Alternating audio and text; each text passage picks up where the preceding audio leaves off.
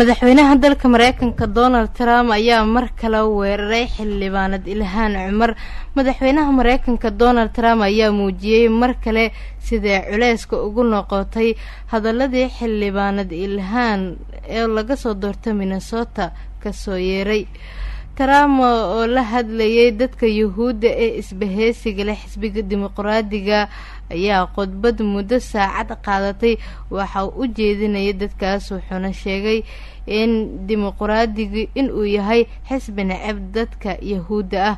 waxa uu khudbadiisa ku sheegay Trump hadallo jeesjeesa taas uu si gaar ah ugu durayay Ilhaan Cumar oo xubin ka ah Koongareeska Mareykanka kana tirsan xisbiga dimuqraadiga.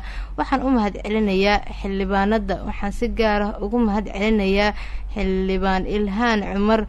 waan iloobay mana jecla iyada Israa'iil, ma jeceshahay Israa'iil Ilhaan, fadlan waan ka cudur daaranayaa ayuu yiri madaxweynaha dalka Mareykanka Donald Trump. hadalkan ka soo yeeray madaxweynaha Mareykanka Donald Trump ayaa imaanaya maalin kadib markii la xiray nin magaciisa lagu sheegay Patrick kaas oo ugu hanjabay Ilhaan Cumar inuu dilayo isagoo ku eedeeyay in ay tahay argagixiso.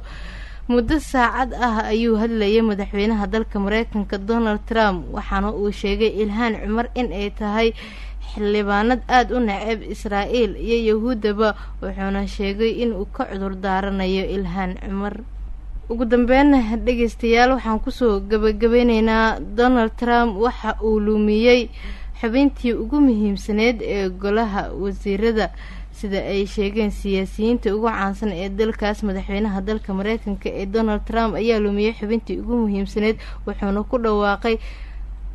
waxay ku dhawaaqday inay iscasishay xogayaha amniga gudaha ee Mareykanka, waxaana ay u muuqataa in madaxweynaha dalka Mareykanka uu lumiyay xubintii ugu muhiimsaneed golihiisa wasiirada.